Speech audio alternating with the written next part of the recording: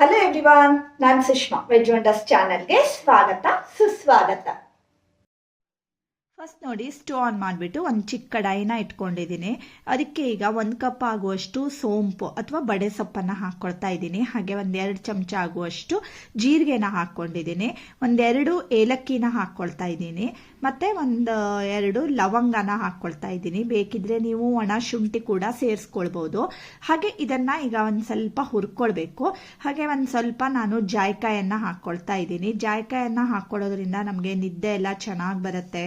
ಮತ್ತು ಒಳ್ಳೆ ಡೈಜೆಷನ್ಗೆ ಎಲ್ಲ ಕೂಡ ತುಂಬಾ ಹೆಲ್ಪ್ ಆಗುತ್ತೆ. ಜೀರಿಗೆ ಕೂಡ ನಮ್ಮ ಡೈಜೆಷನ್ಗೆ ತುಂಬ ಒಳ್ಳೆಯದು. ಮತ್ತು ಬಡೆ ಸೊಪ್ಪಂತರೂ ನಮಗೆ ಕಾನ್ಸ್ಟಿಪೇಷನ್ ಆದಾಗ ಮತ್ತು ಮಲಬದ್ಧತೆ ಆದಾಗ ಅಂಥ ಟೈಮ್ನಲ್ಲೆಲ್ಲ ನಾವು ಈ ರೀತಿ ಕಷಾಯಗಳನ್ನು ಮಾಡಿಕೊಂಡ್ರೆ ತುಂಬ ಒಳ್ಳೆಯದು. ಹಾಗೆ ಈಗ ನೋಡಿ, ಇದನ್ನು ತುಂಬ ಕೆಂಪಾಗೋ ತನಕ ಎಲ್ಲ ಹುರಿಯೋದು ಬೇಡ. ಅದು ಜಸ್ಟ್ ಲೈಟಾಗಿ ಕಲರ್ ಚೇಂಜ್ ಆಗುತ್ತೆ ಅಲ್ವಾ, ಅಷ್ಟರವರೆಗೆ ಹುರಿದು ಅದು ಫುಲ್ ತಣ್ಣಗಾದ್ಮೇಲೆ ಅದನ್ನು ಈಗ ಒಂದು ಮಿಕ್ಸಿ ಜಾರ್ಗೆ ಹಾಕ್ಕೊಳ್ತಾ ಇದ್ದೀನಿ.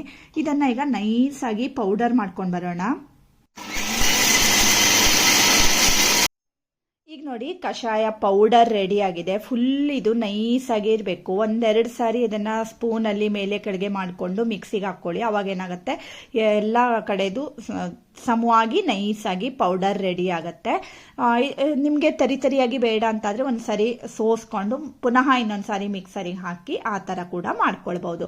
ಹಾಗೆ ಈಗ ನೋಡಿ, ಒಂದು ಪ್ಲೇಟ್ಗೆ ಈಗ ನಾನು ತೆಗೆದಿಟ್ಕೊಳ್ತಾ ಇದ್ದೀನಿ. ಈ ರೀತಿ ಪೌಡರ್ ಮಾಡುವಾಗಲೇ ಒಳ್ಳೆ ಘಮ ಘಮ ಗುಡ್ತಾ ಇದೆ ಫ್ರೆಂಡ್ಸ್. ಅಷ್ಟು ಟೇಸ್ಟಿಯಾಗಿರುತ್ತೆ ಈ ಕಷಾಯ, ಮತ್ತು ಆರೋಗ್ಯಕ್ಕೆ ಕೂಡ ತುಂಬಾ ಒಳ್ಳೆಯದು.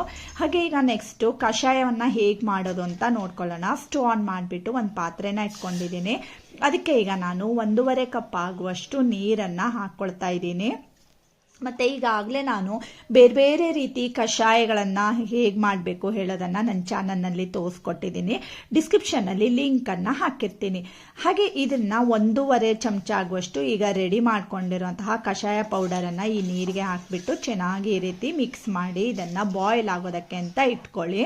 ಹಾಗೆ ಅದಕ್ಕೆ ಈಗ ನಾನು 1.5 ಚಮಚ ಆಗುವಷ್ಟು ಅಥವಾ 2 ಚಮಚ ಆಗುವಷ್ಟು ಸಕ್ಕರೆನ ಹಾಕ್ಕೊಳ್ತಾ ಇದ್ದೀನಿ. ನಿಮಗೆ ಸಕ್ಕರೆ ಬೇಡ ಅಂದರೆ ಲಾಸ್ಟಲ್ಲಿ ನೀವು ಬೆಲ್ಲ ಕೂಡ ಸೇರಿಸ್ಕೊಳ್ಬೋದು.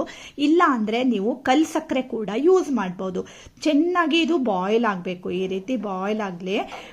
ಈಗಾಗಲೇ ನಾನು ಥಂಡಿ ಕೆಮ್ಮು ಕಫಕ್ಕೆ ಕೂಡ ನಾವು ಮನೆಯಲ್ಲೇ ಯಾವ ರೀತಿ ಕಷಾಯಗಳನ್ನು ಮಾಡ್ಕೊಳ್ಬೋದು ಹೇಳೋದನ್ನು ಕೂಡ ತೋರಿಸ್ಕೊಟ್ಟಿದ್ದೀನಿ. ನೀವೇನಾದರೂ ಫಸ್ಟ್ ಟೈಮ್ ನನ್ನ ಚಾನಲ್ನ ನೋಡ್ತಾ ಇದ್ದೀರಿ ಅಥವಾ ಇನ್ನೂ ಸಬ್ಸ್ಕ್ರೈಬ್ ಮಾಡ್ಕೊಂಡಿಲ್ಲ ಅಂತಾದರೆ ಸಬ್ಸ್ಕ್ರೈಬ್ ಮಾಡ್ಕೊಳ್ಳಿ ಫ್ರೆಂಡ್ಸ್. ಒಳ್ಳೊಳ್ಳೆ ವೀಡಿಯೋಸ್ಗಳನ್ನೆಲ್ಲ ನೀವು ನನ್ನ ಚಾನಲ್ನಲ್ಲಿ ನೋಡ್ಕೊಳ್ಬೋದು. ಹಾಗೆ ಅದು ಚೆನ್ನಾಗಿ ಬಾಯ್ಲ್ ಆದಮೇಲೆ ಅದಕ್ಕೆ ಈಗ ನಾನು 1 ಕಪ್ ಆಗುವಷ್ಟು ಹಾಲನ್ನು ಸೇರಿಸ್ಕೊಳ್ತಾ ಇದ್ದೀನಿ. ಚೆನ್ನಾಗಿ ಇದನ್ನು ಹಾಲು ಹಾಕಿದ ಮೇಲೆ ಒಂದು ಕುದಿ ಬರಲಿ, ಆಮೇಲೆ ಇದನ್ನು ಸ್ಟವ್ ಆಫ್ ಮಾಡ್ಕೊಳ್ಳಿ. ನೀವು ಹಾಲು ಬೇಡ ಅಂತಾದರೆ ಹಾಗೆ ಕೂಡ ಕುಡಿಬಹುದು. ಈಗ ನೋಡಿ, ಚೆನ್ನಾಗಿ ಬಾಯ್ಲ್ ಆದಮೇಲೆ ಅದು ಫ್ಲೇವರ್ ಎಲ್ಲ ಬಿಟ್ಕೊಂಡಿರುತ್ತೆ ಅಲ್ವಾ. ಈಗ ನೆಕ್ಸ್ಟ್ ನಾನು ಇದನ್ನು ಸೋಸ್ಕೊಳ್ತಾ ಇದ್ದೀನಿ. ನೀವು ಸೋಸ್ದೇನೆ ಹಾಗೆ ಕೂಡ ಕುಡಿಬಹುದು. ತುಂಬ ಜನರು ಅದೊಂಥರ ಪೌಡರ್ ಬಾಯಿಗೆ ಬಂದರೆ ಚೆನ್ನಾಗಿರಲ್ಲ ಅಂತ ಹೇಳ್ತಾರೆ. ಸೊ ಅದಕ್ಕೋಸ್ಕರ ಈ ರೀತಿ ನಾನು ಸೋಸ್ಕೊಂಡಿದ್ದೀನಿ. ಇದನ್ನು ಈಗ ಒಂದು ಸರ್ವಿಂಗ್ ಕಪ್ಗೆ ಹಾಕ್ತಾ ಇದ್ದೀನಿ.